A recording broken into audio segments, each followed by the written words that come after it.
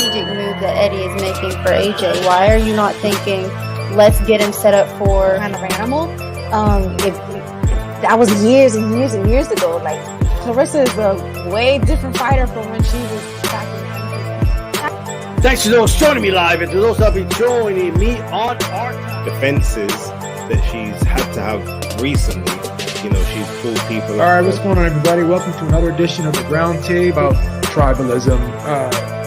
I don't think tribalism is necessarily bad. I just don't think it has to be. I don't know what he think he sees or what he think he know. But he going to the hospital, bro. Like, bro, you not winning that fight. You guys mentioned, I think, D-Style, you mentioned him versus Regis Prograis. I love that. Sounds like I don't need you, you know, and PBC and others, in my opinion, it's like, oh, this is my guy. Like, there's a relationship. Flat out, it's tough, and we call box, and we go to the end of the round, and then that would say, what do you mean by acting black? That's a fair question, but a participant of trash talk knows. And they're announcing a fight 3-4 months from now, and he ain't gonna fight. I bet you anything, he's not gonna fight somebody as good as John Ryder. All right, we're back with another edition of the Roundtable, and as always, we have a fantastic panel tonight. I want to welcome for the first time to the show, George Zapata. Thank you so much for joining us. Thanks for having me, guys. We have Roberto Diaz. We have the Mighty Ring IQ, and we have. Thank you, guys. Thank you. It's always fun to be on with such a great knowledge of people in boxing and that love it and that know it as well as you guys. Thank you for having me on. Always a pleasure having you. We have D-Style Boxing, my cohort, and we have renowned Mexican journalist Ernesto Amador. And we're going to start with you, Ernesto, because you broke the big news today. David Benavidez versus Alexandro Gvozdyk at 175 for the WBC interim light heavyweight title. Go ahead, man. Talk to us how that came about, because you broke the news, and how did this fall on your lap? First of all, thanks for having me. Hello, everybody in the show. I apologize because I don't know what is happening. I have issues with my camera, but like you know, I work every single day with the technology, but sometimes the technology, they don't respect anything. So that being said, I received this news from like 5 days ago from both teams, and they were negotiating. So that's why I didn't break the news before. But in the morning, I was in a conversation with Ukraine. I can tell the name, of course, but they told me, hey, this is a done deal. Yesterday, they called me, by the way, again from Ukraine, and they asked me, Ernesto, have you ever heard about this? Yes, 5 days ago. And, well, actually, I spoke with both teams, and they told me, hey, why in this word you know this news? Because I didn't sign when I throw this break news. And as soon as I throw this, like half an hour, they signed the contract. That's what they told me. But there's a lot of things that we need to talk about it, because someone is telling me that Canelo is not fighting against Benavidez. I can tell that Canelo is going to fight Benavidez. But now he's going to fight Canelo team against Benavidez. Like, you know, Eddie Reynoso is the manager, and sometimes he trains Alexandro Gvozdyk. He used to be the sparring for Canelo for some fights. So it's very interesting what is happening. I truly believe that Eddie is super smart in order to have this fight before to put Canelo in the ring against Benavidez. So is this fight going to be in June? We're hearing June, or is it going to be in May? What's the actual date for this fight, do you know? Or what's the proposed date? June. And that's June. What they told me, June. That's what I heard. They didn't reveal the venue or the day, but it's going to happen in June.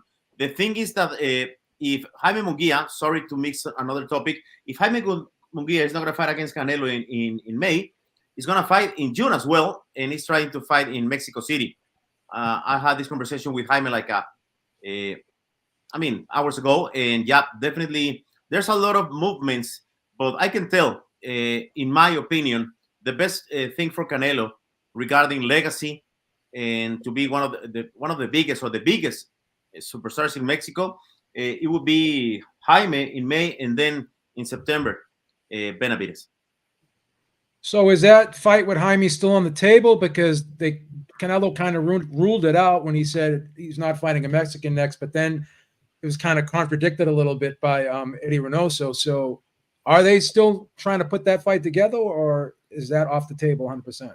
I mean, it's about business, and Roberto knows better than me. If you think about it, you need to put a guarantee for Canelo, 35, 40, 30 millions, you name it. And if you bring a guy who is sitting in the WBC belt 2 years and a half ago, and he's not doing nothing like stupid stories on Instagram, so how in this world you can pay a fight for Canelo Charlo? You know what I mean? So that being said, and it is true. I spoke with Chava like 1 hour ago, and he told me that it's true that BBC is asking Munguia in order to pay this big amount to Canelo. So again, Roberto knows about business, and that's what it's all about. I mean, if you put Charlo, I mean, how can you pay 35 millions? You know what I mean? So the path for me for Canelo in 2024 is not only 2 fights. He's going to fight in Middle East, I think. So Munguia, which is Mexican, by the way, and Benavidez, which is from Ecuador, from USA, from Mexico. Let's say 33%, right, of each country. So Benavidez could possibly go back down to 168 after fighting a fight at 175 in June. He'll be ready in September for Canelo? That's the great question. But the thing is that WBC is going to keep Benavidez like the interim in 168. And if he beat Gvozdyk, is going to have 2 interims. So it's crazy, right? But I spoke with Benavidez team, and they are ready to return or go back to the 168 pounds. I mean, super middleweight, in order to fight Canelo. You know, they told me if Canelo decides to call us, I mean, we're ready for yesterday. So definitely this fight with Gvozdyk is happening. There's no way that Canelo could come first. So it's going to have to be in September if it's going to happen this year. Some people from Ring Magazine, they mentioned that I'm spreading rumors. And I say, hey, stop. And Roberto knows me. I never in my life, as a journalist, I mentioned something like it's a rumor. So it is true. 1 hour or 1 hour half and a half later, Mauricio Suleiman post a Twitter. Yeah. After I did it. So Mauricio post something like, I'm happy to announce that blah, blah, blah, 175, interim title, WBC involved, you know? Well, so it's not a rumor anymore. So technically, and correct me if I'm wrong here, David Benavidez could be the mandatory at 168 for the WBC title and 175 for the WBC title. That's quite possible, right? That's totally accurate. Okay. Wow. And the thing is that now the goals for Benavidez team is, of course, Canelo, but better yet, because they told me that Bivol doesn't want to fight with Benavidez. Okay. So if he can't get the Canelo fight, or even if he does get the Canelo fight, probably down the road, he's still going to be interested at going back up to 175 and trying to get that fight with Beterbiev if Beterbiev beats Bivol. Definitely. That's okay. 100%. And believe me, this is for me one of the smartest moves in boxing, because Eddie Reynoso is going to fight against Benavidez with other fighter before the fight with Canelo. And what about this? If Canelo team can beat Benavidez with Gvozdyk, which is possible, by the way, Gvozdyk is a beast. Remember when he beats Adonis Superman Stevenson, he retires from boxing, and then, I mean, he gave a great fight against Beterbiev. But that being said, I truly believe that is good for Eddie Reynoso to be in the ring in a way to say against Benavidez and against Jose Benavidez. It's going to be a great fight. just listen to this. What about the corners? Forget about the fighters for a minute. What about the corners? So this is basically Eddie getting a dry run on how to develop a game plan and go up against David Benavidez with, putting Gvozdyk in there. And another question for you, correct me if I'm wrong, maybe I'm being overly assuming here. Even if David were to lose, he could still fight Canelo at 168 because it's a different weight class, and he could possibly still be the mandatory at 168. I'm not sure how that would work. That's still possible, right? Well, it depends. If he wins, if he loses, how it's gonna be the fight, how he looks, how it looks, right? So, but definitely, the path in the goal for Benavidez is definitely Canelo, and for every single fighter in this world, Canelo is the face of boxing, and it's not because I'm a Mexican. Canelo is the shit. He's the number one in the world. I mean, maybe for some writers or journalists, it's not the number one regarding pound for pound. Okay, but Terence Crawford, come on. Do you believe he sells tickets? Not like Canelo. No, I mean, of course, no. Yeah. He is the face of boxing. I agree. All right. So before I let you go, wait, Babe, I wanted to say this. I'm Dominican. I was going to let you go. I was going to pass the floor to you guys. Yeah, I'm Dominican. I'm just wanted to say I'm Dominican, and Canelo is the face of boxing. Yeah. So, yeah. So before I let you go, does anyone want to ask Ernesto any questions? ¿Tú me entiendes, Tigre? Bueno, esto es lo que es. ¿Quién tú opinas gana esa pelea? Mira, mi hermano, let me do this in Spanglish. What is your question again? You mean Benavidez against Gvozdyk? Ajá, Benavidez con Gvozdyk, porque la vaina es que, mira, Benavidez está bien, pelea bien, pero esta es la primera vez que él está peleando con alguien que tiene pegada, que tiene fuerza y también sabe cómo boxear. Esta es la primera vez. Porque el Andre, boxea ok, pero no tiene pegada. El Caleb Plant, está bien, boxea ok, pero no tiene pegada. Gvozdyk sí, ese tipo da duro. Mira, Alexander Gvozdyk tiene, si me permite contestar en español o Spanglish, como quieran, ustedes me dicen. Yo creo que lo de Alexander Gvozdyk la gente no lo entiende mucho. Cuando él se retira, pues sí se retira un poco deprimido porque pierde con Beterbiev, un invicto, además de que venía de hacer pues una proeza, pero a la vez algo muy triste para su carrera, que fue un trauma, el haber lastimado tanto a Adonis Superman Stevenson. Pero lo que dices, y no podemos olvidar, es el tema del background o el pedigrí olímpico. Los ucranianos son bestiales. Ahí tenemos uno de los mejores libra por libra, como es en su momento Lomachenko y ahora Alexander Usyk.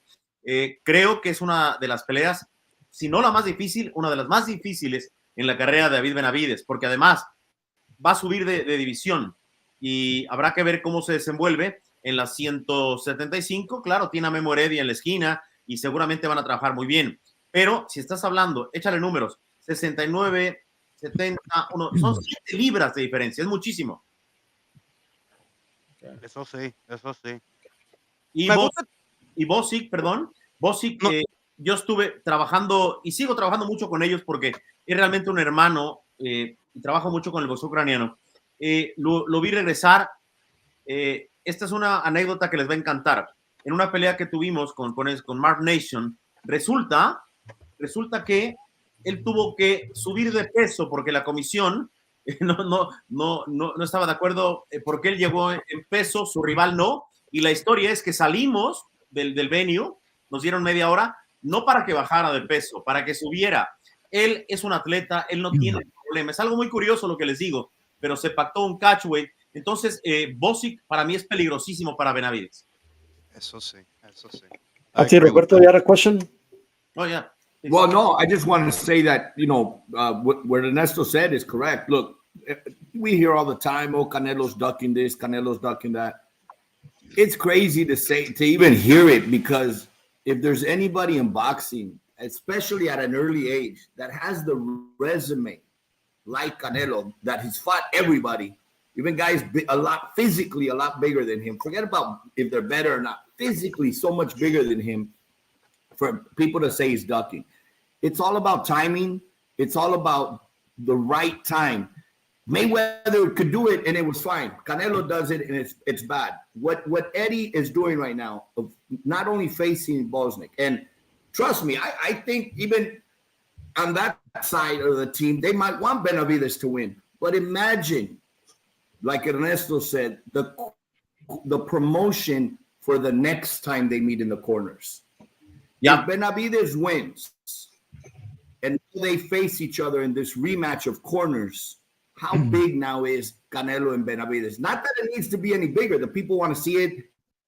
Everybody's salivating for it, but it adds more to it now because there's that. Now,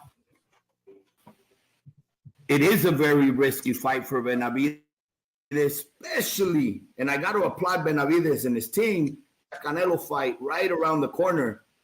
They shouldn't be taking this fight. I mean, it's too much of a high risk. However, you guys mentioned it. If he loses in a valiant, close effort, it's like Canelo losing to Bivol. It's not really my division. I'm coming back down. And the other question was, can he come back down in a short period? Trust me, he's young enough. And to fight Canelo, he'll go down to 54 if he has to. I mean, if he has to cut off a leg, payday is there. Nobody's going to say, well, I couldn't make the weight or I couldn't do this. They're going to make the weight the day after the fight. They start making the weight. So I think the fights are very close to being made. I think Ernesto and everybody touched on it. To fight Charlo right now, the money's not there to cover the expense. It's not that Canelo is ducking a Munguia or ducking a Benavidez. Trust me, I know the kid.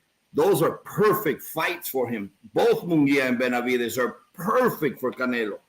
And it's the fights that are going to pay. But if he would be able to get the guarantee to fight a Charlo, then he would, all of us would fight Charlo first with that guarantee. The money's not there. They can't guarantee. So then you move to the next option. Who can you guarantee? And I think that's what we're going to see in the next few days or weeks.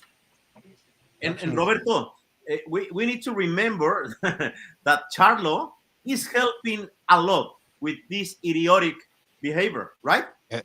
Correct. In fact, I was talking about this not too long, a couple days ago. In the eyes of the public, of the world of boxing, of the fans, Canelo already beat the better Charlo. Even though he's the smaller Charlo, he's the more talented, the more dedicated, the more disciplined at the time. So if we go into another Charlo fight, is it really going to do? I think it does less numbers in the smaller Charlo. So that's going into financial promotional suicide. You know, it's funny too. Roberto. If fans see him in there with Jamal, they're gonna think he's fighting Jamal in a rematch, right? They're gonna be like, "What's this all over?" A lot of the non-boxing fans, like you guys, the people that really know boxing, are gonna say, "Wait a minute, didn't he already beat him?" So they're gonna get turned off, confused because it wasn't competitive. So that's where, if you're gonna fight him, it's not now. He has to go do something, beat a Benavidez, beat a Munguia, and then you could say, "Okay, wait, now he earned it." And the difference is so easy. 1 letter difference. E or A, Yermel o Yermal, is the same. Da igual, esa es la misma pelea. I think he knocks this one out. Oh, sí, eso. No, sí, pero just like you said, to the casual observer who's not that familiar with the sport, they're gonna think it's the same guy. Like, then you just it's a rematch. They think it's a rematch. And when that casual observer asks guys like us, we're gonna say it's a trash fight. I mean, that's just the reality. Because at the moment, it's not a good fight. So Ernesto, I forgot to ask you this, and I want to get this one out. So is Terence Crawford definitely off the table for me, from what you understand? 100%. And I spoke with the side of Canelo team, and of course, and if you remember when Canelo visited Azteca, I mean the TV station in Mexico, he mentioned, "Hey, why in this world I need to fight Crawford? If I beat him, you beat a boy, let's say, or a tiny fighter.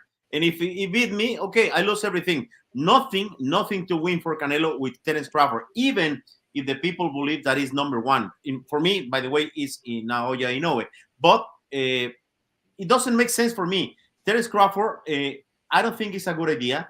Canelo he didn't need, how do you say it? Él no necesita a Crawford. Crawford necesita Canelo. Crawford needs Canelo, not Canelo. Okay. Right? Yeah, he's saying that the Canelo doesn't need Crawford. Crawford needs him. Yeah. Okay. I think I mentioned it last time we were on. Really, the road for Crawford to something like the Canelo fight is he should fight Jermell Charlo for all the belts at 54. If he can knock out Jermell, now you've done something that Canelo didn't do. Now you can position yourself to say, I deserve it. But to go from 47 and say, I'm going to 68, even if his mindset is, I'm going to win, people and everybody else, like Canelo saying, it's a no-win situation because for Terence, it's a payday, no-brainer. Hey, shit, I'll get my ass kicked for $20 million. But it's a no-win for Canelo because they're so highly critical on Canelo. If he knocks him out, oh my God, you knocked out a little guy. If he doesn't knock him out, oh, the little guy took you a distance. You couldn't knock him out. If he loses, oh, a little guy beat you. If you beat him, you beat a little guy. So there would be no credit to him, regardless how good Terence Crawford is. If I can ask Ernesto one question before he goes, what do you think about a possible Crawford fight against Tim Tszyu later in the year?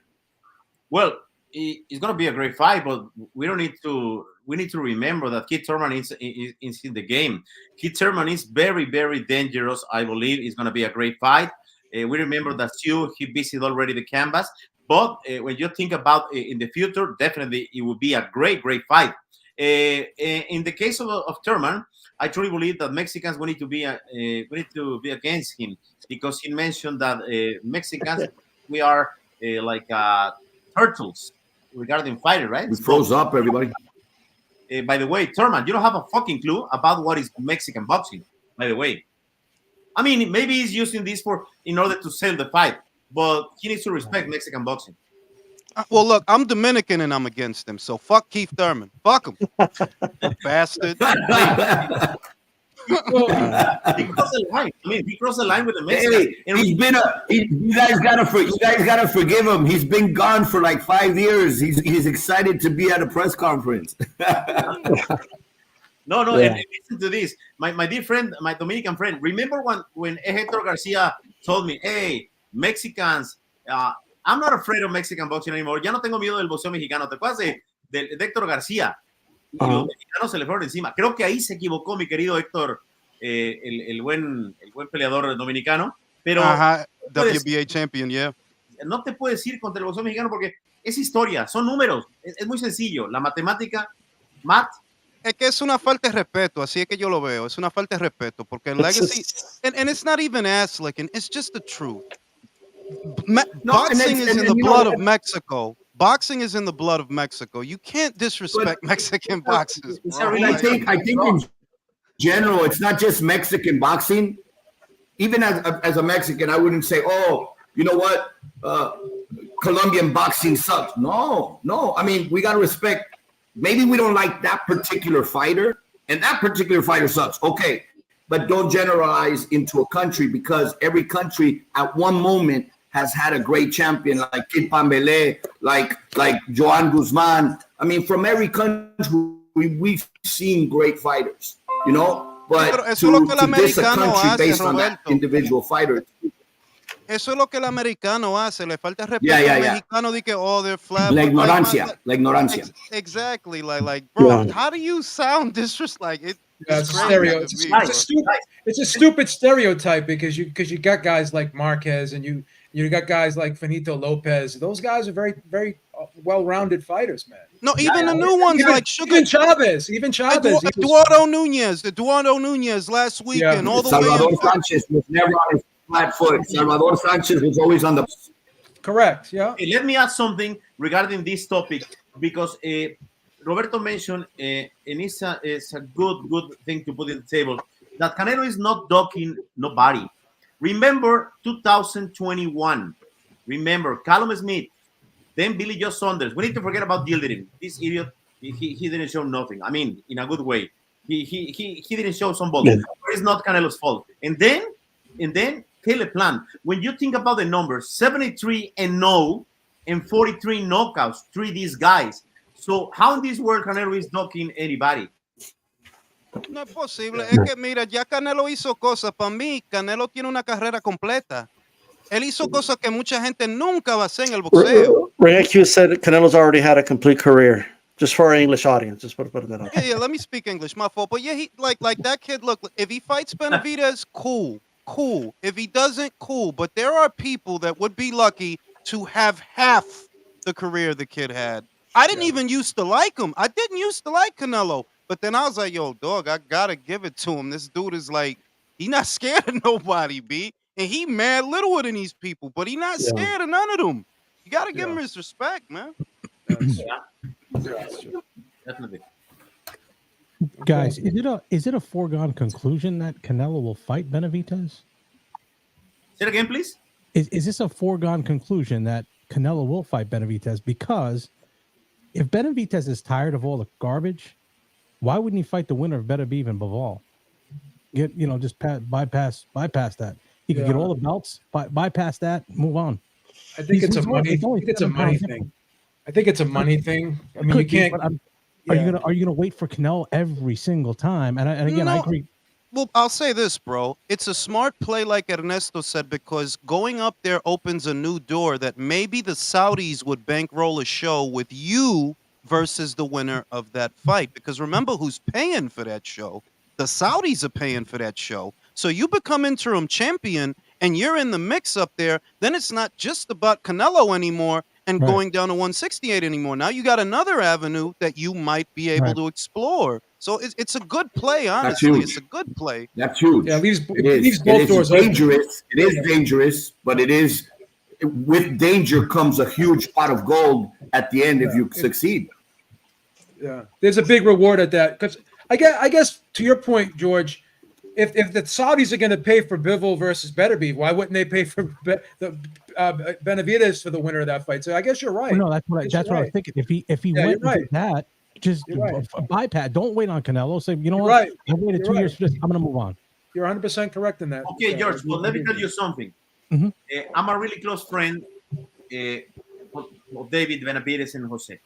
Mm-hmm. And this is not about money. Believe me.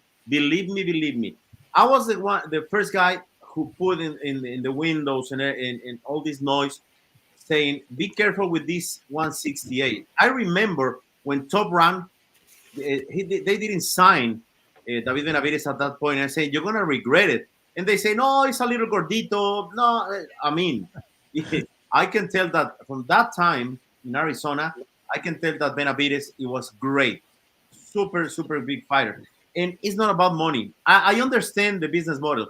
But if you believe in me, mark my words, Canelo Benavidez is going to happen sooner or later, because we wait 7 years for Mayweather Pacquiao. Doesn't make sense at the end, okay. But in this situation, there are two Mexicans. The people is telling me, he's from Ecuador. No, he has Mexican votes regarding Benavidez. Do you think it happens this year? I don't know. Or would they wait till May? Do it in May next year in the Sphere? But listen, George. If you ask me, like, I'm Canelo team, I will take this fight as soon as possible, because the thing is, Benavidez is growing, and Canelo. It's sad to say, I would love to have Canelo forever, but now he's not gonna be younger anymore. I mean, every single day he's gonna be older, not younger. Yeah, my point wasn't about the money for Benavidez. My point was just that if you get tired of the nonsense of having to wait, having to go make your own path, just unify the light heavyweight belts, and then you bypass that. George, but they are building the fight. Let's say you have a Mustang 1968. They offering you in this day $10,000. But if you wait a year, they're gonna give you $1 million. So you do the fight now, or you make the fight bigger. And Roberto can explain better than me. I mean, Roberto, if you have the opportunity to make this fight bigger and bigger and bigger, what are you gonna do? Not on like he said, but at the same time, George, yes, it must be frustrating for the fighter that's chasing, right? It is frustrating. But what's the alternative outside of what just happened today that we found out? What's the alternative? He's staying busy. But really, how much is he really making? So you got to be patient, and wait till the shot caller says, okay, it's your turn now, because that pot of gold is huge. So that's why I said I applaud him. He's taking a big risk. It's a big risk. If it pays off, now people are really going to push for that fight. People are really going to get behind Benavidez. And then the Mexicans are going to push it, where Canelo's going to say, hey, you've earned it now. Let's go. Can I say this, though? Look, David, with respect to David and those who like him, I think that Canelo is often deprived of his respect, because when he was the same age that David is now, he had already fought Lara, Drought, Mayweather, Cotto, Golovkin. and they keep expecting this guy who's been in these huge fucking fights to jump through hoops for them and to be on that's their what I said earlier, that they always criticize that. I mean, you're damn if you do, you're damn if you don't. They don't remember that this is a kid that very early had already fought all these guys, you know. Now, David doesn't have that luxury today because there's nobody around in that weight class that could really make these fights for him. So why risk it with a no-name when I'm this close from the big pot of gold and people are pushing it? I think, look, I mean, styles make fights. It will be an exciting fight. It'll be a fun fight. To be honest, with all due respect to David, he's a tough, young, strong, ballsy. He's a bull, but it's also the perfect style for Canelo.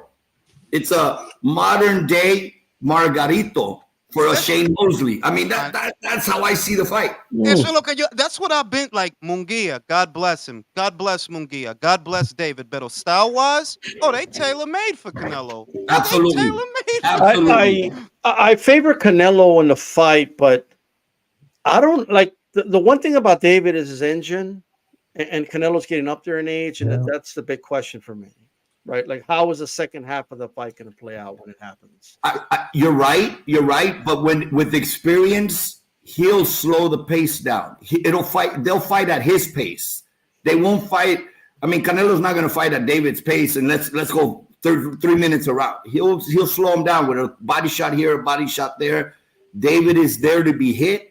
He is there to be hit. He's not going to slip and slide a punch. Canelo's going to make a miss, frustrate. I mean, he was a little frustrated in the Andre fight at the beginning. Obviously, he overpowered him. He's much stronger. These styles, te lo voy a decir. This is the Canelo what Foreman was to Ali.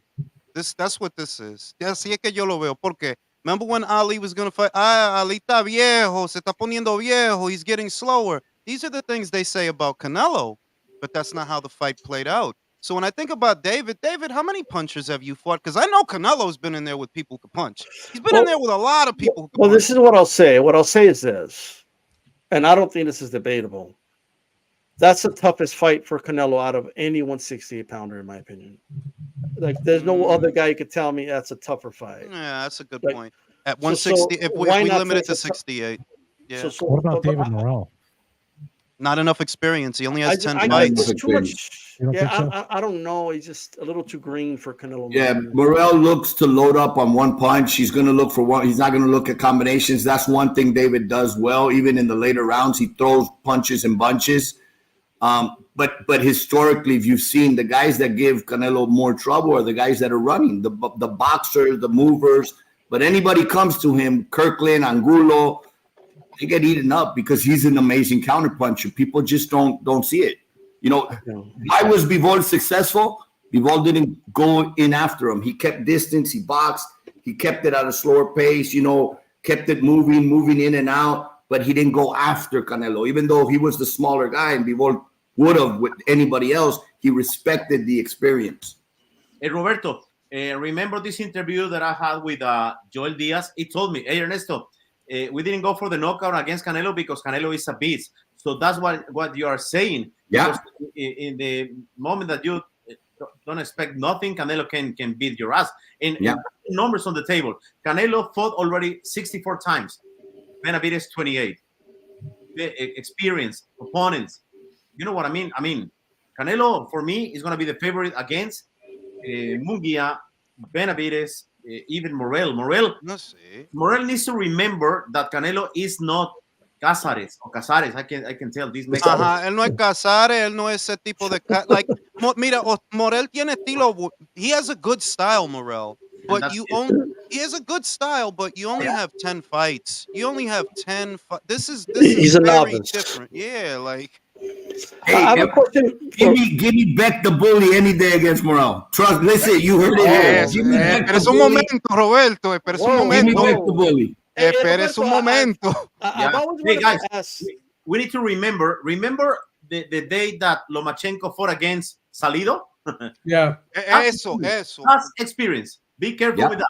You can't buy experience. You can't buy it. You have to earn it. Yeah, 100%. Hey, Robert, I want to ask you this, Roberto, because you were there at the time. So because it's very similar. I remember like what people are saying right now about Canelo not wanting to fight David is very similar to what they were saying about him not wanting to fight Triple G, right?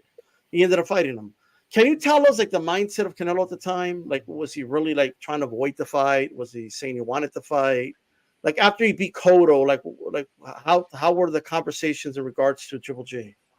This is I'm gonna answer in two parts. This is a guy that I'm not promoting him. I'm not, he's not under the banner or anything that I work with, but there was fights I told him not to take that he took anyway. He was one of the easiest people to ever work with and promote because he would say, I want to fight this guy, I want to fight that guy. And I'll give you an example. When he was going to fight on a Floyd Mayweather undercard again, and Floyd wouldn't sign an agreement that should they both win, they would fight each other next. Canelo pulled out and said, then I'm not going to help you sell your pay-per-view. I'm going to do my own card. They cut his money in half. So when that happened, I said, well, why don't you fight somebody else? Why fight the same guy that you were going to get paid double? Let's not fight this guy who is a difficult style. And that was Austin Trout. And Canelo said, no, I don't care about the money. I'm going to fight Austin Trout, and I'm going to make a point, and I'm going to prove it. So he would never turn down. Now, with Triple G, it took a little while because physically he was coming from a 54, barely going up to 60. It would have been crazy to go in there and fight a 60 in your first or second fight. Triple G had been there for years in the 60 division. He wanted to fill out into the division. He had already sparred Triple G a couple times when he was a baby. And he knew what he can do, but it was more of let me physically get there and let's make sure that the numbers work. He's always been very mature. He learned from the Mayweather. Not only in the fight did he learn, but he also learned outside the fight. Guess what? Once you earn this spot, you'll be able to call some shots. It was done to him. Why is he not going to learn it and do it to the next guy? Eso. And Roberto, the difference between Canelo and Mayweather is that, with all my respect to Mayweather, Canelo has balls. Because when Mayweather took a race like the balls. Yeah. Canelo no es pendejo. Eso, like, I don't understand why they think he's like, bro, he didn't have to fight Lara. Do you understand that neither of the Charlo brothers have fought Lara? Andre never fought Lara. Canelo fought that man in his prime. He didn't have to. He wanted to. Just because Lara was talking shit. Because Lara gave him up on that press conference and challenged him, and it was like, wait a minute, you're not going to disrespect me. And I even remember mentioning, do not fight Lara because of this press conference, because you're going to give everybody else, oh, wait a minute, now I know how to get the fight with him. Let's just go in a press conference. Demetrius Andre tried to do it. A couple other guys tried to do it. But you learn and, you live and learn. He didn't have to fight Lara. You're absolutely right. Lara needed a Canelo. And, obviously, people still don't give him the credit to this day.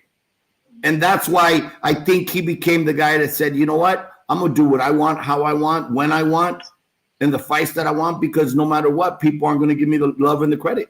Not all. I mean, a lot of people still give him love and credit and support him, but there's always going to be critics, bro. That's what it is. That we're on top. That's what happens. Yeah, Ernesto, this will be the last one because I keep saying the last one, but I keep thinking of other things to ask you. So the whole Amazon, the Zone type thing, if the Munguia fight gets put together, is there going to be any issues doing a co-promotion with them? Obviously, I would assume PBC would have to take the lead because Canelo would be the draw here, the A side. How would that whole thing play out? Is that going to be complicated, do you think? I'm going to share with you the things that I heard from the teams. Definitely, PBC wants Canelo Munguia, right? But I heard, this is a rumor, but Canelo doesn't want to work with Oscar in this co-promotion. But don't forget about Sanfer is in control of Jaime Munguia. Mm-hmm. You know what I mean? So, in my opinion, Canelo needs to work again with Oscar because it's going to be a great promotion. Like Julio against Julito Jr., Julio Cesar Chavez. But the thing that I heard is that it's close. But, there is some guy that I don't like on Twitter, which is the name I believe is Rick. He's throwing some shit against PBC all day. I mean, against everybody. I can't remember the last name of this guy, but he's telling that PBC is broken. Rick Glazer. It's Rick Glazer. Rick Glazer, yeah. That guy. So I heard that they are doing good numbers, but the thing is that you can give 30 millions to fight against Germal. It's the same story. But I truly believe that if Canelo fight against Munguia, it's going to happen the very same thing when Gervonta fights against Ryan. Listen to this. Remember when they take away Bernard Hopkins to the ring? They treat really bad Golden Boy.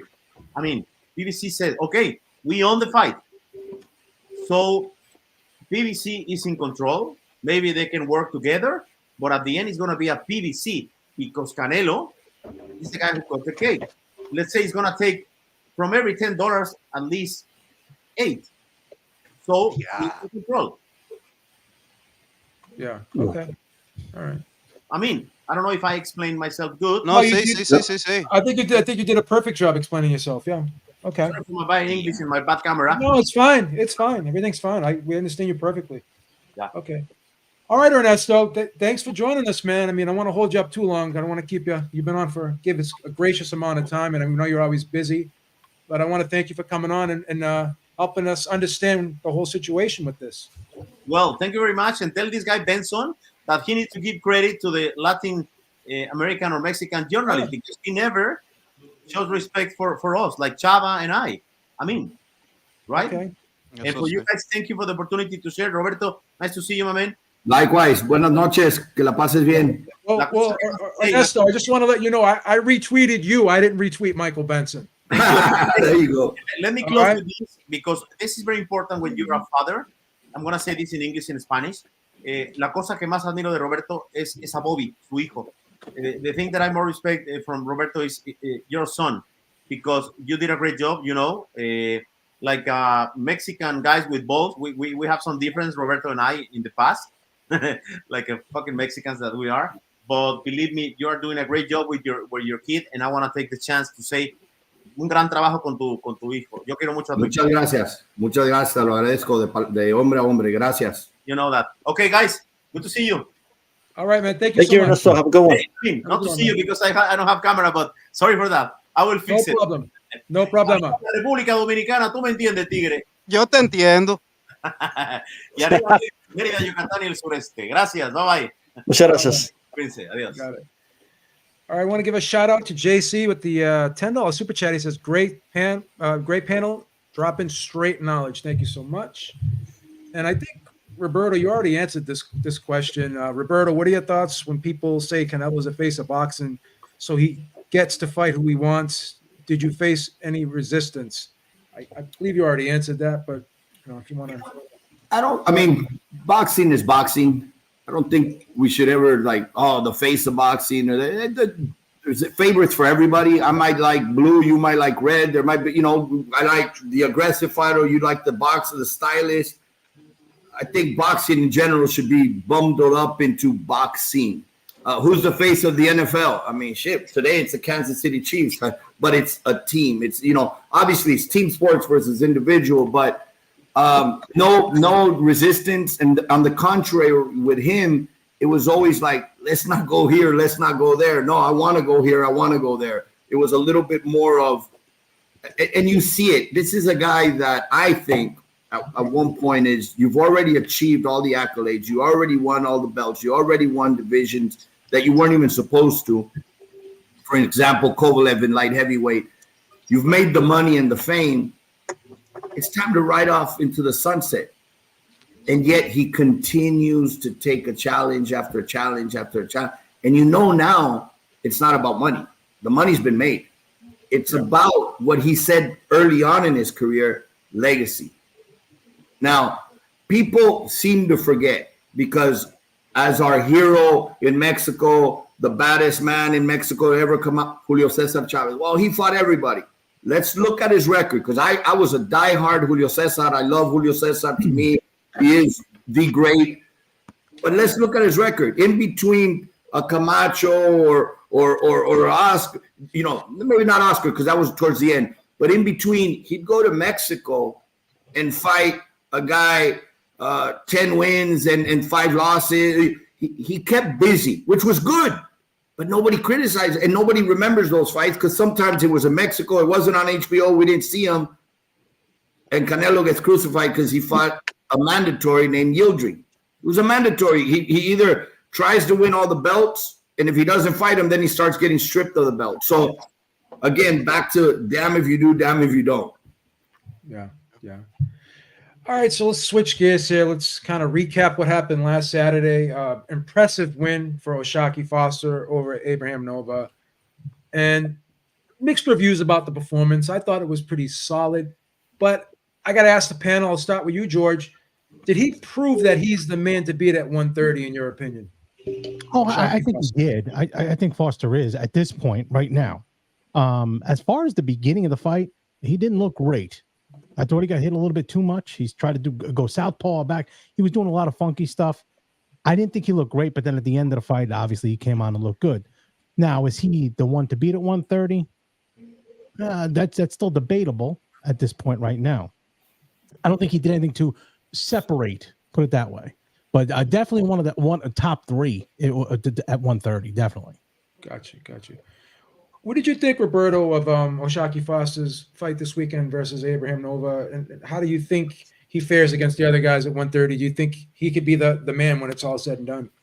Well, let's go back to the previous fight with Rocky Hernandez in Cancun. He closed the show. I mean, no doubt about it. I was there. I was watching the fight. I thought Rocky was winning, was very close, seconds away from winning the world title, and he closed the show. Coming into this fight, I think it might have been a little bit of hard to get up for Nova. No disrespect to Nova, but he was the opponent. He was the B-side. He was happy to be in the opportunity, and maybe that played a little effect of catch-up during the fight, you know, because it's hard to get up. Now, I'm going to be totally biased on this one. Is he the man at 130? Definitely hell no. It's Lamont Roach Jr., and we're ready to fight Foster, and we're ready to unify with him. Let's go. Got you. I do agree with that. I just didn't want to be biased there, but I do agree. Roach is the one. I do think so. Oh man. Yes. What do you think, D-Style? Are you a Lamont Roach guy too? I'm gonna have to go with Foster. I think the Rocky Hernandez clutch win like that was amazing. He got the big knockdown against Nova. Now, he didn't look so good. I do think, not to make excuses for the guy, but I do think he hurt his bicep with the elbow of Nova, and I don't know that I think his right hand wasn't as effective after that. Otherwise, I do think he might have taken him out late. Nova did make the fight a little sloppy towards the end. He was fatigued. He was smothering his own work, and then it just, I don't know. And by the way, just side note, just pet peeve of mine. I know Joe Abib loves the grappling. I hate it. It's if you want to watch grappling, there's Muay Thai, there's MMA, there's Greco-Roman wrestling. I hate the constant resets in boxing matches because you're not doing anything offensive really with the clinching. You're not going to do a throw. You're not going to take them down. You're not going to really do anything with it. So why just doing it, waiting for the ref to break it up, doing it, the ref break it up, doing it, ref break it up, doing it, ref break it up. Like it gets annoying to watch. It's my opinion. It's there's no ebbs and flows in the fight because of that. And I just hate it. That's just a side note. And Nova was just doing it to survive pretty much towards the end. And I think we should make the sport harder, not easier to survive. That's my opinion. But good performance by Foster. With Emmanuel Navarrete gone, it looks like he's going to 135 now. I believe he was the man before, but now he's gone. So I'm going to have to say it is O'Shaquie Foster until I see otherwise right now. What do you think, Ring? You think Shock is going to take Navarrete's place at 130? D-Style said it for me. I think the best guy at 130 was Emmanuel Navarrete. I would pick Emmanuel to beat them all. But now that he's going up to 135, it's O'Shaquie. I would pick O'Shaquie to beat Joe Cordina, who I think is struggling to make the weight. I would pick O'Shaquie. I'm sorry, Roberto. But I would pick Oshaki to beat Lamont Roach. I think Oshaki actually did good. I like this performance because he had to adjust to a tall guy who's fast, who's shooting a double jab. That took 2-3 rounds for him to make that adjustment. And on the inside, he was better. That's why this guy was smothering. That's why Nova was smothering, because on the inside, he's getting pieced up. Oshaki's punches are shorter. They're harder. By the end of it, Nova's running on fumes. He's exhausted. So I thought it was a good performance. I like D-Styles agree. I think he hurt his hand. And if not for that, I think he would have stopped Nova. I think so. To me, it was a good performance. I can't complain. Okay. All right. So let's talk about a potential fight that we thought was going to happen. And Frank Smith came out and said that it's unlikely now. And this is the fight between Liam Paro and Subrial Matias. We thought we were going to get this in the summertime, sometime around June. But now I believe it's been taken off the table. So because this fight's taken off the table, Roberto, what do you think is going to be next for Matias? And who would be the guy that you would pick? Because you're the matchmaker. You know, it's obviously they're going to go out there and try to find the best fight out there for the fans. It's his debut with Matchroom. It's going to be important. I really have to see the roster and see who they have in Europe at 140. Who they have in Europe at 140, because I don't see it being one of the names that we know here in the U.S., at least for the debut. Subrial Matias is a stablemate of a kid that I signed, a kid that I'm very high on, which is William Cepeda, and he has very similar style. I mean, these guys don't stop throwing punches, nonstop machines. They don't get tired because of that high altitude training.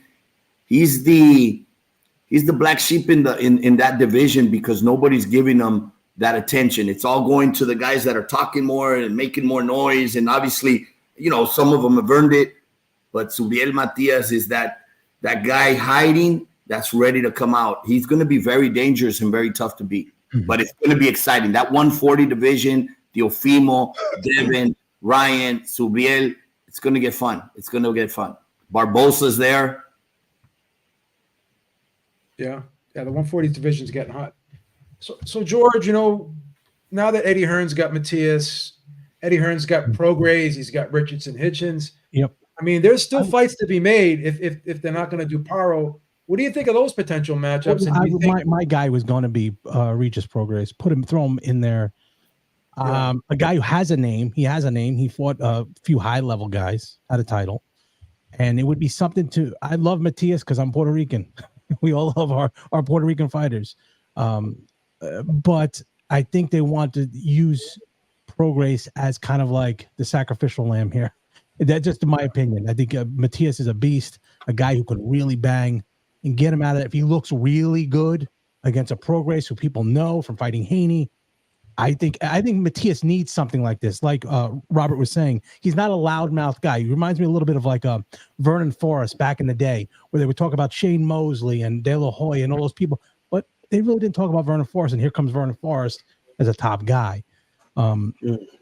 So my belief is they would put him in with Regis Prograis. I love that fight. You're absolutely right. I haven't thought about Regis, but Regis makes all the sense in the world. Former world champion. Nobody's really, nobody stopped him. And Subriel comes in there and stops him.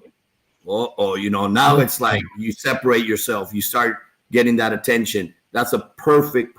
And for Regis, it's another shot to get back into that mix. You can beat a Subriel Matias, you're back in the championship picture. I love that fight. You're absolutely right. And there's sometimes, Roberto, as you were the matchmaker, you want to put a guy there that you know is going to look really good, that you're building up, and a guy who's on his way down. So he could look really good against someone like Prograis. He goes to the next level. That's a banana. That's a banana skin, gentlemen. If it's for the debut, do not put him in there with Regis because Regis might fuck around and beat him. Here's the thing about Regis, and I like him. I like him.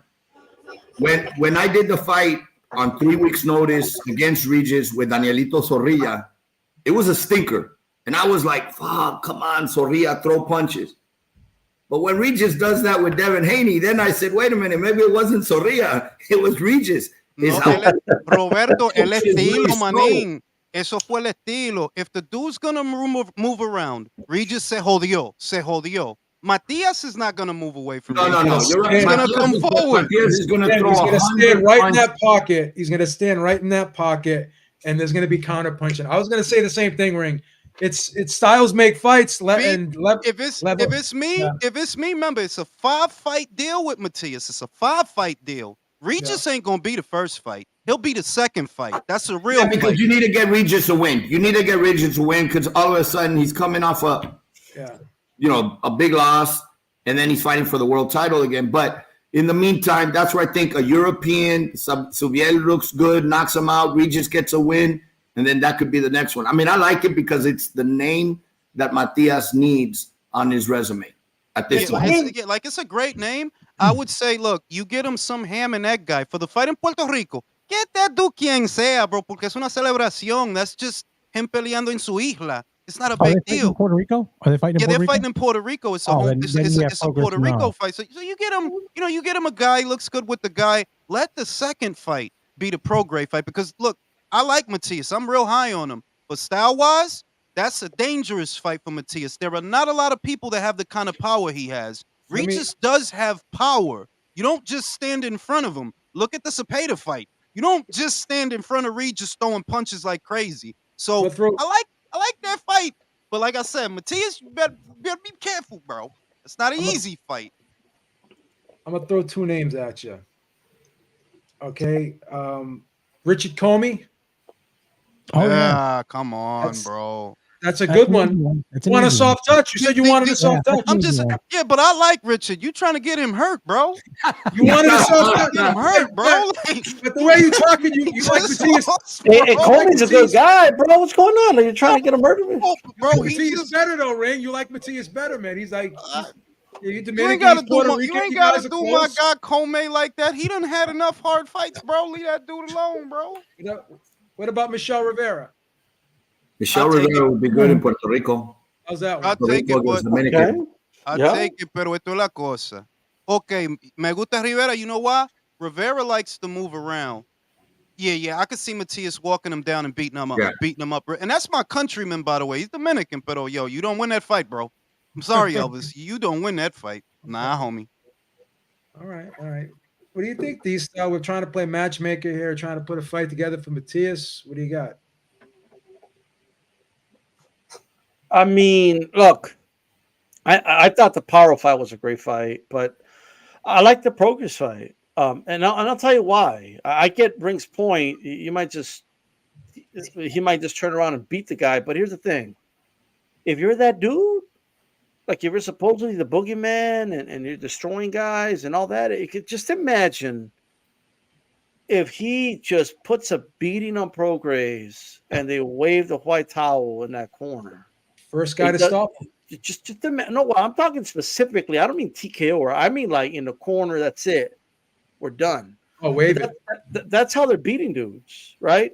Yeah. Mm-hmm. And I just think we're gonna find out. Like is like because that's how you sell that fight.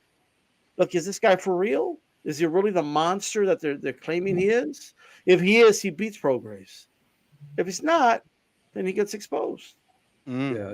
That's true. Or, they have Dalton Smith, who's fighting John Cepeda in a few weeks. Oh, ellos no van a usar ese muchacho para eso. That dude is a ticket sell. En Inglaterra, he makes money. But he's 27, 28 years old. I mean, you can't protect them at that point. He's not 17, 18 anymore. It's like, okay. Plus, keep in mind, you beat John Cepeda. What's Dalton Smith and his team going to say? We want more money now. We want to get paid. We want to get... Okay. Now you gotta fight this. Roberto quiere matar a Dalton Smith. Eso es lo que es.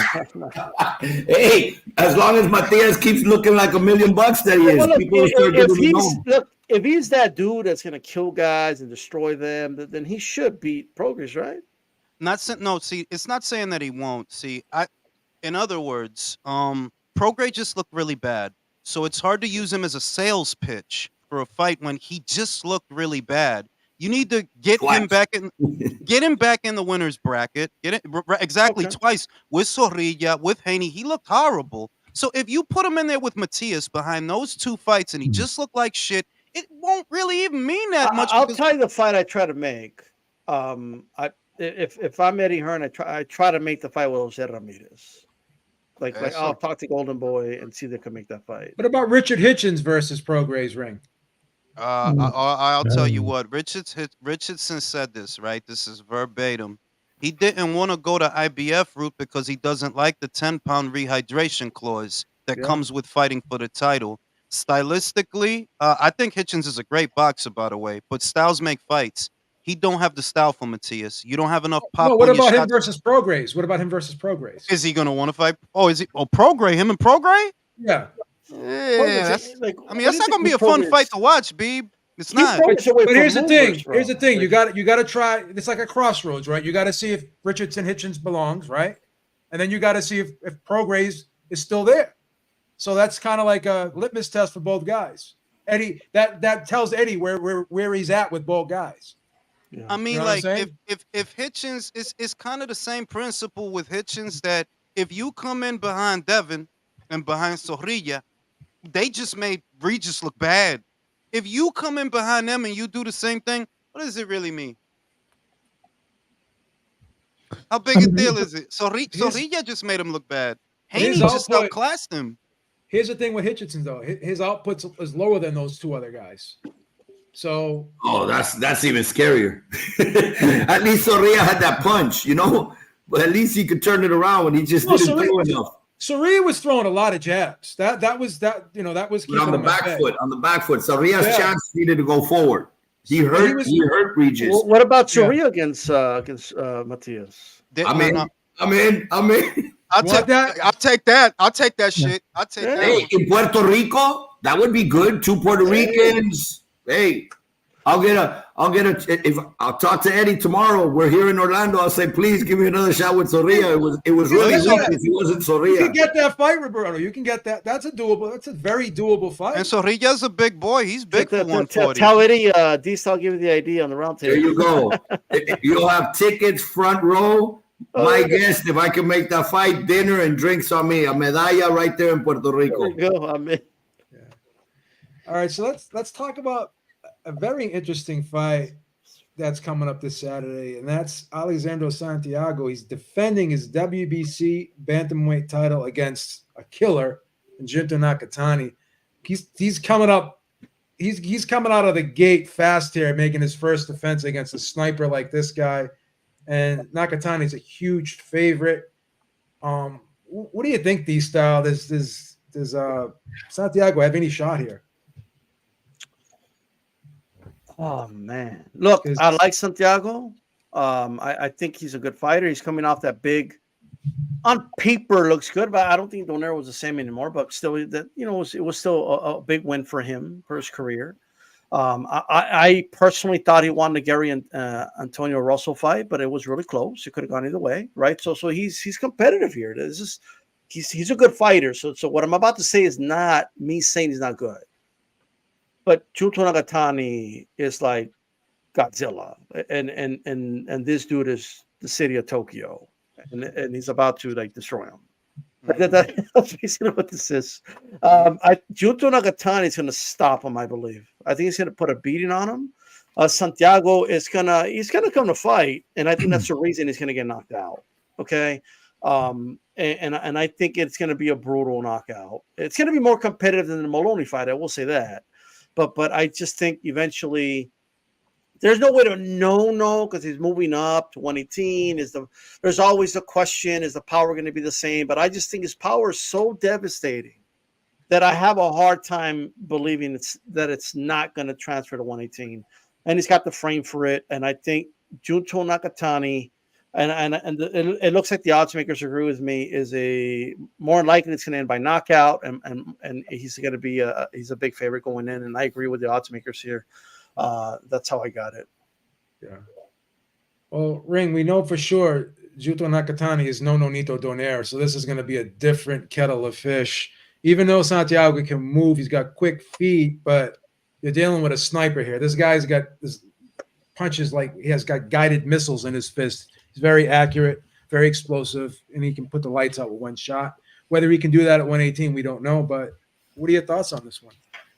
He's young moving up, and he's got the frame to carry the weight evenly, so I think the power is going to carry.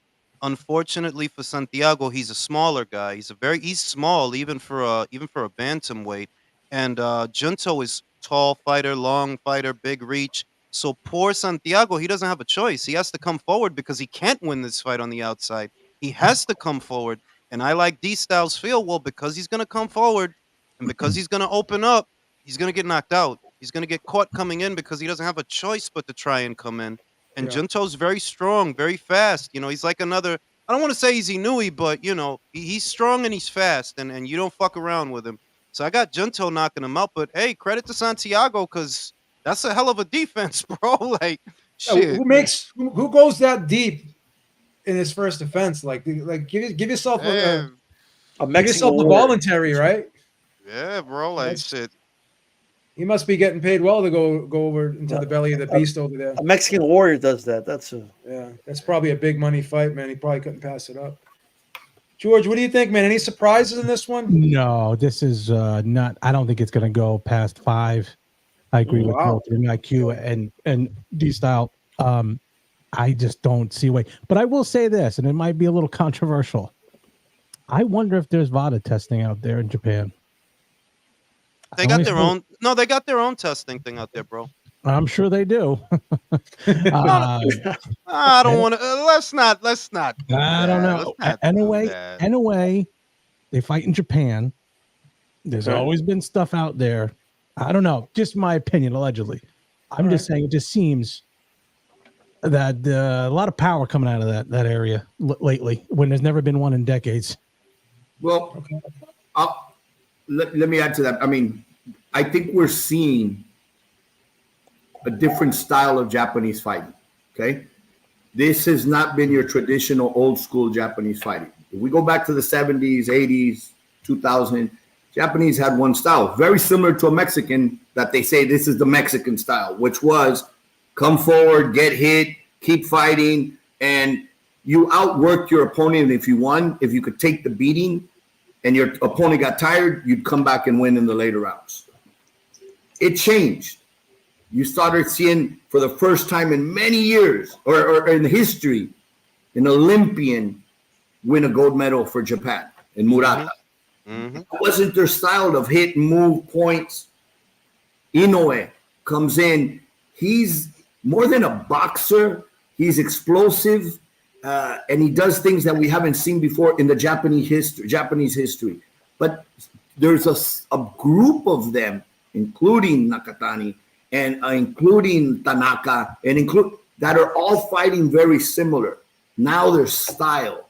Now there's this Bruce Lee type explosiveness. I think with Inoue, it's how he sets up that punch. It's not that he's overpowering or one punch. He's devastated. It's you don't see it coming. He's blocking with that jab. He's blocking your view. And then when he takes the jab, boom, that big right hand's right in front of you. Obviously, I won't put my hands in fire for nobody, but one thing with the Japanese culture and athlete is a lot of honor.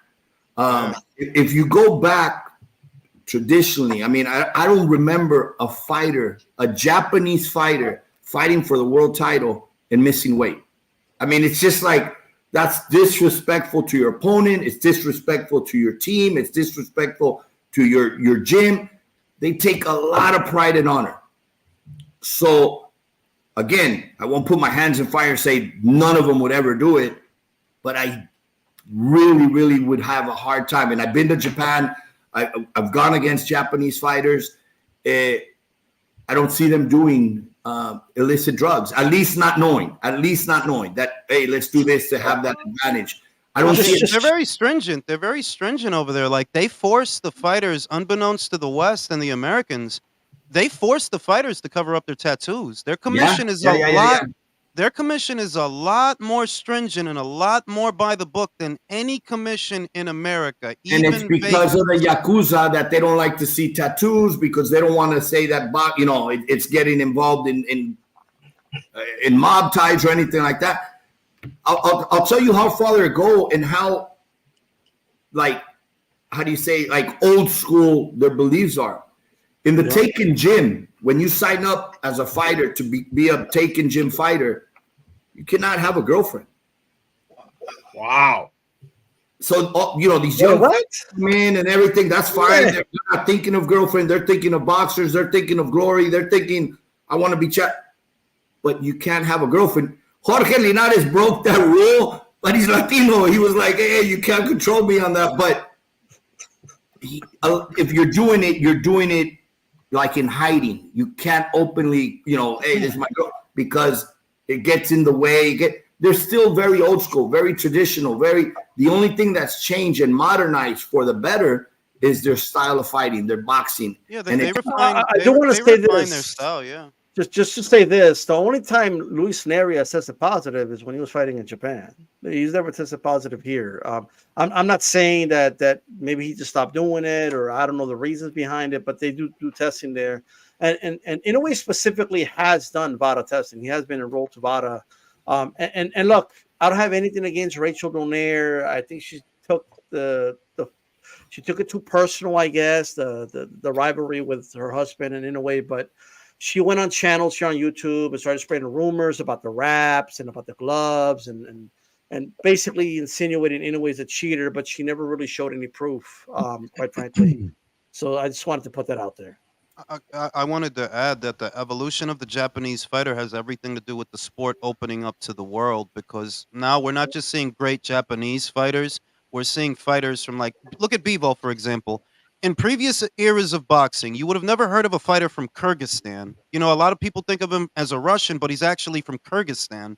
And in previous eras of boxing, you didn't see that. So what you're really seeing with the Japanese fighter or a Bivol or just all these other fighters from these nations is the evolution of the sport. That's all it really is, that they refined their strategies, because it's really not just Inoue. It's also Kazuto Ioka. It's also Kosei Tanaka. It was also Akira Yegashi. This has been happening gradually, decade by decade, as the sport opened up to the world. The world's fighters started showing up. That's all it really is. Trainers going to other countries, like you'll have an Ismael Salas that his wife Japanese, his son's Japanese. They went. A Cuban professor goes to Japan, stationed there, starts teaching the young fighters his school. So the evolution starts changing and not the same dimension, not the same style. The guy who prepared Kazuto to beat the hell out of Kosei, that their fight was huge in Japan, right? Who got him ready? A Cuban trainer, Ismael Salas. That's his longtime trainer. So it's just cross-referencing information. It's just the sport opening up to the world and evolving. Because here you have a Japanese fighter based out of Japan with a Cuban trainer. That's all it really is. They're not. I wouldn't accuse them of being up to anything. Is all I'm saying. And also, again, the evolution. But believe it or not, Jorge Linares going to Japan, going to Taken Gym, and showing the fighters, his stablemate at the time, this style of boxing of hit and don't be hit and speed. The little ones that started coming up after started emulating him. Jorge is very big in Japan. They love him in Japan. They respect him in Japan. He is somewhat, when you talk to him, his modalismo is Japanese. It's no longer Venezuelan. It's no longer Latin. I mean, he speaks Spanish. He speaks, like a Latino and in Spanish and all that. But his modales are more Japanese than they are Latino. He spent almost 20 years there. Yep. And that's why when I hear people say the sport's in trouble, I just have a different opinion on it, because I can't remember a time when I've had so much access to so much boxing on so many different platforms from so many different areas around the world. I could see Inoue, I could see fights in Australia, I could see fights Saudi Arabia and the UK. I could watch fights on all these different apps. I can be at the gym on a treadmill and I can watch a whole fight card while I'm working out. You never had this accessibility to so many different fighters, so many different fights, and be able to watch it on so many different platforms. And people complain, oh, well, the fight's in Saudi. Who wants to watch a fight card at 2 p.m? Okay, bonus, you get to watch the main event at 6:30, 7 o'clock instead of 1 o'clock in the morning. I'm 54 years old. I'm falling asleep at 12 o'clock at night. So this is a bonus. It's a bonus for me. How about 9? It's a bonus. It's a bonus for me watching the main event at 6:30, 7 o'clock at night. I love it. Damn, what time is the Super Bowl on? It's 6 o'clock, right?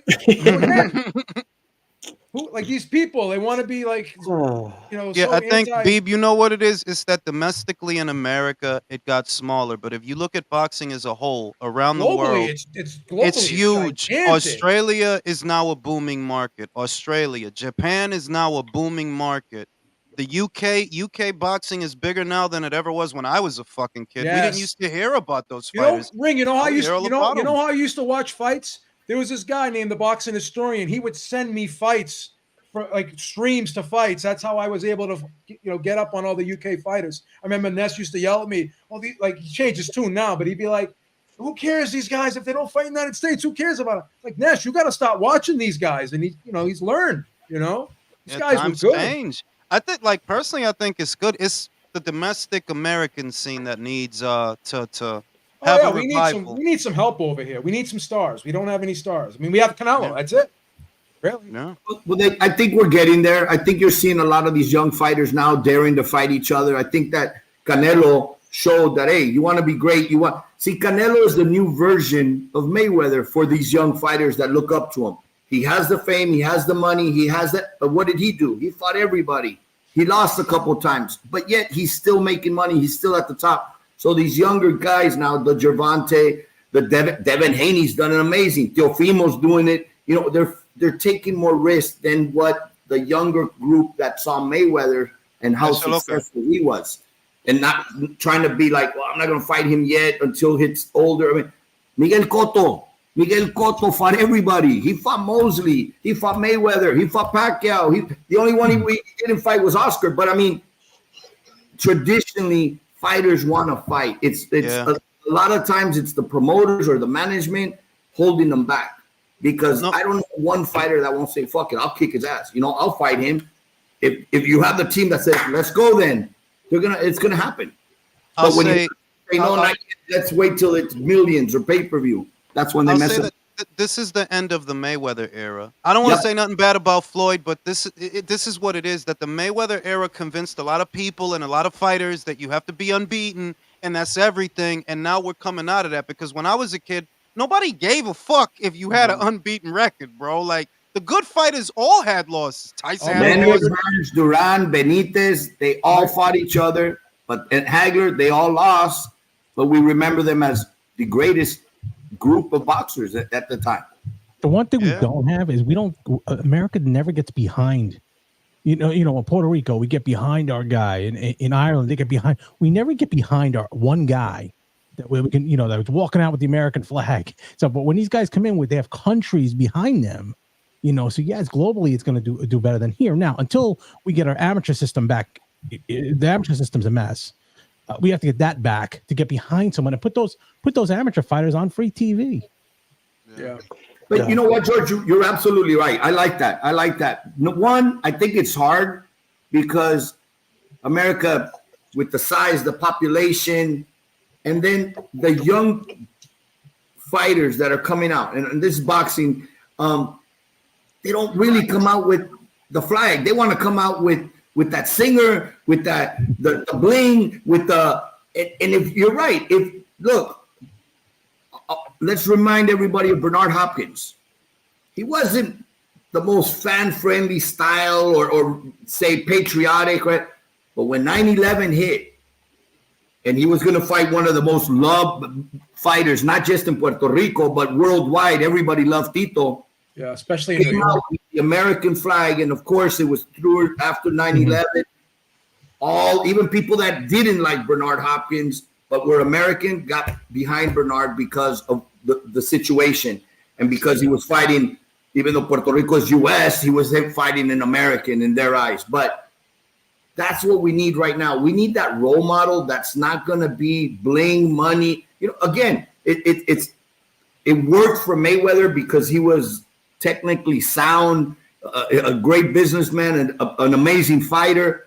But we got to erase that and go back to Sugar Ray Leonard, the smile. A hell of a fighter will knock you out if he hurts you, but patriot, American. Not talking about, I got a Rolls Royce, I got so much money in the bank, because that's what the young kids need to follow and see that I want to be like him, not wear the chain, the cars. a lot of the young kids make their first million rather than buying a house or investing. They buy the bling, they buy the car, and they're broke. You see it much sooner today. It's also about where they campaign, because I believe that Jared Anderson, who's with Top Rank, he has that chance in the sense that Americans are very territorial, right? So if you're in a division full of Americans, it's not going to show. It's if you're in a division with other fighters from other nations that when you come out with the flag, people are going to look and say, that's our guy. That's our guy. So if you look at heavyweight, which is primarily a European division, right? Lots of Brits, lots of Ruskies, lots of guys from all over. Jared Anderson has that opportunity to be that American. They're like, all right, I'm up here for us. I represent us. I'm the American guy. So it does, some bit of it has to do with where you campaign.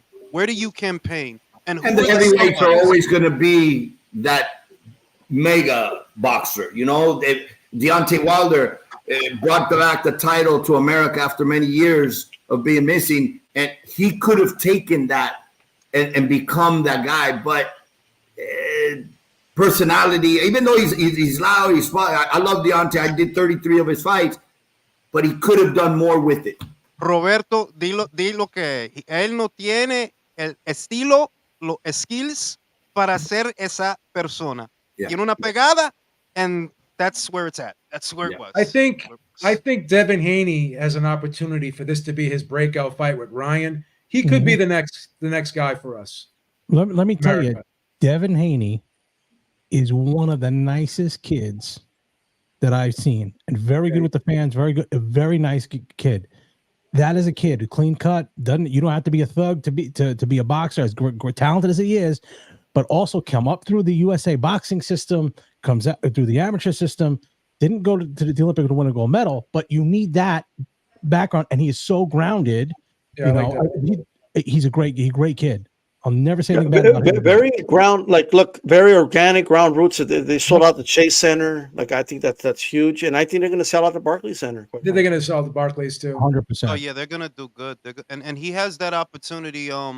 In the sense that, well, let's say that the day comes for Devin to come out against Subrial Matias, the best of Puerto Rico versus the best of America at 140, and you get that component that, hey, that's our guy. That's the guy that's up there for us and represents our boxing scene. So that's another example of how it really depends on the division. At welterweight, Crawford couldn't be that because everybody at welterweight was American. Spence was American. Porter was American. Danny was American. It didn't really show. But if you're in a division where there are other nations fighters there, it stands out more that, hey, I'm the guy that's up here for us. I'm representing us over here. Okay. All right, so let's go to the last topic. We got Edgar Berlanga's returning, man, and he's came out with 16 straight knockouts in his first 16 fights. He's been on a drought, right? Last 5 fights gone the distance, but it kind of created his image off of knockouts, right? And a lot of people, because he hasn't been getting those knockouts, are highly critical of him. Top Rank let him go. I don't know if they didn't see much of a future in him. Eddie Hearn picked him up. So I'm curious to see what Eddie's plans are for him. I know he's mentioned him versus Canelo somewhere down the road. That'll be interesting. But do you think he ends this KO drought, against Padraig McCrory here? What do you think, George? Being Puerto Rican, yes, I think this is the one fight he will. I think there was a lot of pressure put on Berlanga. I mean, I think he was set up for failure. Because they put him in with guys that were getting knocked out in the first round. That's unheard of. So either he wasn't tested to begin with, and just threw him in there to set him up to make this big superstar, because they know the Puerto Ricans, they sell tickets, and they set him up to fail. But he didn't fail. He hasn't lost yet. One fight I thought was controversial. He should have lost. But, this is a fight that they're kind of feeding him. I think he's going to knock this guy. I believe he'll knock out McCrory. I believe so. If he doesn't, then I think I would raise a red flag and say, okay, maybe this guy isn't the knockout power sledgehammer guy that they all predicted he would be. Yeah. Do you think the pressure's gotten to him, D-Style? I mean, because it's kind of, lashes out a lot at the fans and stuff, takes shots at a lot of other fighters. He has kind of like an attitude like, he's just irritated that he's not getting more respect. Yeah, well, too bad. Earn your respect. How about that? But here's what I'll say. I don't like it when fighters tell fans what to like. Bro, go earn it, bro. Like, you know what I mean? It is what it is. But like, here's the thing with Berlanga. Not only was he in a knockout streak, 16 straight, they were all first round knockouts. So, to George's point, when did he develop? Like, when did he put rounds in and have different looks, or like he was blasting these dudes out? So when finally someone figured out how to get out of that first round, it's almost like he didn't know what to do anymore. It was bizarre. And so guys know how to kind of survive the early storm now. Like they kind of know, like just move around, don't do much, and then he's going to open himself up, and that's what happens time and time again. It's bizarre that he hasn't fixed it. But like, here's the thing though, like as I don't think a lot of people are going to agree with this, but I just think the growing pains he's going through are there's more of a limelight on it because of, like you mentioned, his attitude towards the fans. When he was in a knockout streak, I remember he was making fun of Canelo because he went the distance with Callum Smith, saying he would stop Callum Smith in 4 rounds, and so he kind of put a lot of it on himself, right? But what he's going through right now are growing pains. And I think in the long run, it's actually better to have difficult fights where you go the distance and so you could learn, go back to the drawing board. What he does with it, we'll see, right? But he was not ever going to develop knocking dudes out in the first round. Like that was never going to happen. It was never going to prepare him for any elite fighter ever. So he needed to go through his growing pains. A lot of fighters go through growing pains. Andre Ward was hurt and dropped early in his career. Tim Tszyu was hurt and dropped early in his career. And I'm not talking about the Gaucher fight. A lot of fighters go through these periods, right? Kind of like a slump, right? And then they grow out of it. He hasn't grown out of it. It's just that he has main event limelight when he should really still be treated as a prospect. And I think that's the main problem with Berlanga. And I think that's adding to the pressure. He's added it to himself, right? But he better find a way to use that chip he's put on his shoulder and turn it into some type of positive, right? I think Berlanga's going to win his fight, all right, against McCrory, but it's an undefeated fighter. And if he could get that knockout, maybe he can get out of that slump. And if he's moved right, who knows? Maybe he will be ready for the elite level. I just don't see it right now, though. Right now, I don't see it. But I just think he's going through growing pains while on the limelight, and I think it's adding pressure on him. But those are my thoughts. I don't know, Ring. Are people being a little harsh with Berlanga? Do you think he's reached his ceiling, or do you think because he's young, he still can get better, still room to grow, or do you think what you see is what you get right now with him? Look, they're not all gonna be Miguel Cotto. They're not all gonna be Tito Trinidad. When I look at Sandor Zayas, I see a ceiling. I see a good fighter. When I see Matias, I see a ceiling. And there are other Puerto Rican fighters. Berlanga's not one of them. I'm sorry, and I'm not trying to be mean, fucked up or nothing. But he doesn't have a ceiling.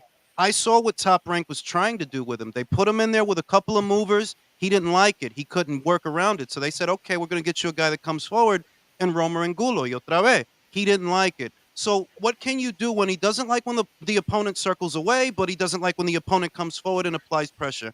He doesn't have a ceiling. And I'm not, once again, if he can get better, God bless him, right? God bless him if he can.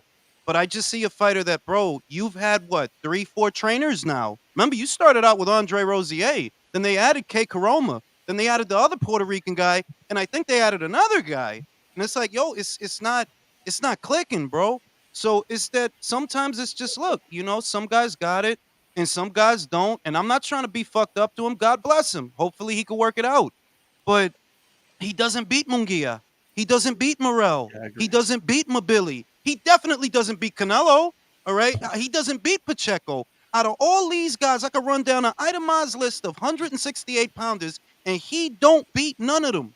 None of them. So it is what it is. But God bless him, though. That's all I could say. Good luck this weekend. Prove me wrong. Because that's the job, right? Prove me wrong. What about him versus Andrade? Bro, come on. Like, he was when Steve Rose would jab him, what I would notice, this guy really don't like being hit. Because when Steve Rose would jab him, I could see, oh, you seeing that white light. Because you keep pausing when he touch you with the jab. You keep pausing. And I'm like, Andre don't hit that hard. But he is an Olympian. He's experienced enough. He's a southpaw. He knows his range. That he might beat you. Andre, he might beat Berlanga. Yeah, I would take Andre in that fight on points. Yeah. Roberto, what do you do with a guy like Edgar Berlanga? How do you move this guy?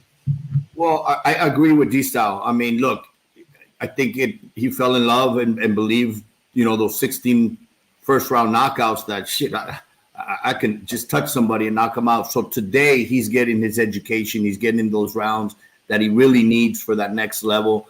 He's getting that experience. I mean, I took his last opponent, Jason Quigley, who was a decorated amateur. And, I saw a lot of things that he needs to work on in that fight, even though he did win. But that's the experience he's needing to get. On Saturday night, I'm here in Orlando. I have Pablo Cesar Cano, who has a big task on his hand in his fight. But, obviously we're going in as a big underdog, but I have it no other way. It's like you're supposed to lose. But if you win, it's more the sweeter. I think Berlanga wins by knockout. I think he's learned a lot from the Jason fight, from the couple fights that he's gone the distance now. He just needs to slow down. Not everybody. Now I think he needs to understand not everybody's going to fall just by seeing you in front of them. You got to work. You got to set it up. You got to be paced. Now, you're a 12-round fighter. You're not a 6-round fighter. There's rounds. Get the work in. What you do with him is you make sure the wind doesn't hit him. You fucking take care of him properly because he's in the division that if he can land a Canelo fight, Mexico and Puerto Rico, it doesn't get bigger than that. He gets paid. His management gets paid. His promoter gets paid. His trainer gets paid. His family gets taken care of. And then he gets knocked out. Hey, could I interject for 1 second, Roberto? Absolutely. If you were matching Berlanga from his debut, how would you have matched him to have him not go 16 straight knockouts? Would you have matched him in tougher, or do you think they were trying to build him up quicker? No, I think it was you start at when I first started, I didn't want to build a record. As a matchmaker, I said, I don't care to build a record. It can be done. I want to build a champion. And if you got to get there with a couple losses, when you fight for the world title, you build character and you win the world title. I don't think it starts by you saying, this is the guy we want to take 16-0, 60 knockouts all in the first round. I think it starts happening. And as you start seeing that excitement and people get excited and, whoa, shit, this guy's Mike Tyson. You try to continue it as long as you can. Ryan Garcia, I'll give you an example. When Ryan started knocking guys out because of that speed, it wasn't power. He was still a baby. But he'd catch, boom, knock him out in the first round. Shit, I got to get another. Turn him around real quick, get him back in a few weeks back in because the people were excited. TV wants to see him again. But in 3-4 weeks, and he's still a baby, don't match him too tough, get another guy. And the guy was coming in on 2-3 weeks' notice. Guess what? Another first-round knockout. So it starts happening to the point where it's somewhat of a backfall because it's like they start believing their own hype. They start believing, shit, I can knock. I don't even have to train now because I hit so hard. So sometimes it could backfire. And I think it happened a little bit there when they start believing it. Look, Deontay Wilder was a good example. I got so much criticism because, he's not fighting anybody. He's fighting cans. He's fighting bums. But I saw early on in his career when he got touched and he got almost knocked out. And I said, wait a minute. Don't put him in with a puncher anymore. Well, that takes away half of the heavyweight division. So it was like, you got to. We just found some big stuff. You're giving up the game here. You're giving up the game. You're giving up the game here. Roberto, I know you talking about Harold Sconiers. I know who you talking about. Harold Sconiers, exactly. I was like, I'm going to get fired now. But I want to say that I highly agree with Ring. Bro, Xander Zayas. Now that's a total package. Xander Zayas is a kid that has the look, speaks the language. You could tell every fight he's coming in, not looking for a first-round knockout, looking to break you down, and he's doing it. And then smiling after the fight. just two different personalities, and there's going to be fans for Berlanga and there's going to be fans for Zayas. What I can say is there's going to be more fans for Zayas because it's just you got to be likable in the sport, that it's not just I'm knocking you out outside the ring and inside the ring. Berlanga has to learn that, and I think with time he will, of not engaging so much with the fans, because look, if Canelo can't please him and you're at the top, then everybody else is not going to please him. So you want haters. I told Ryan Garcia once, they're paying they're paying tickets to see you get beat. As long as they're paying tickets, it's putting money in your pocket. So take the haters. Hopefully you have more that give you love and support than you do haters. But at the end of the day, as long as they're paying tickets to watch you, Zayas, I'm a big fan of his. Berlanga, I think he's going to get better. And just, time will tell. If he can land a big fight, then he did it. He did it. Whether he wins or not, that's a different story. But right now, it's more of let's land that big fight. I think Zayas brings the female element to the table also.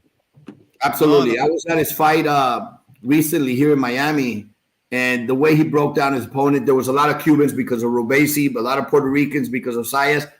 That small venue just lit up, and it was so loud with both those guys because both fans, I think, interacted with each other, with both fighters. Yeah, No, imagínate también Xander Zayas when the time comes. Xander Zayas, Virgil Ortiz, bro. I don't like that fight. I don't like that fight. I don't like that fight. No, both my guys. I'm big on both of them. They can both go their own way. Esa pelea, that's a major fight, bro. 150 or 160 when they get older, because they're not going to stay at 154. Yeah, bro. no, they're growing. They're young. They're big. Every time getting bigger. That's an amazing fight. That's like a reminiscent of Fernando Vargas and Tito Trinidad, Oscar and Tito. It's a hell of a fight, but when you have love for both guys, I want to see them both go their own way. And eventually, if they fight, as long as it's a lot of money for both of them, to set their futures. Probably will be too. Really quick before you wrap it up, I just want to remind everybody that's watching before we go or anything, hit that like button. There's a bunch of you here. There's not enough likes. I'm just saying, hit the like to help us with the visibility. We got Roberto Diaz here. We got Ring IQ here. We got George Cepado. We had Ernesto Amador. Come on, hit that like button for us. I'm just saying. That's all I wanted to say. Thank you for that. All right, well, that's about it, guys, man. I want to thank everyone for staying with us, and I want to thank the panel as always. Great discussions tonight, and we'll see you next week. Thank you, guys. Thank you, guys. Thanks, man. Be safe. Enjoy. Bye-bye. Yep.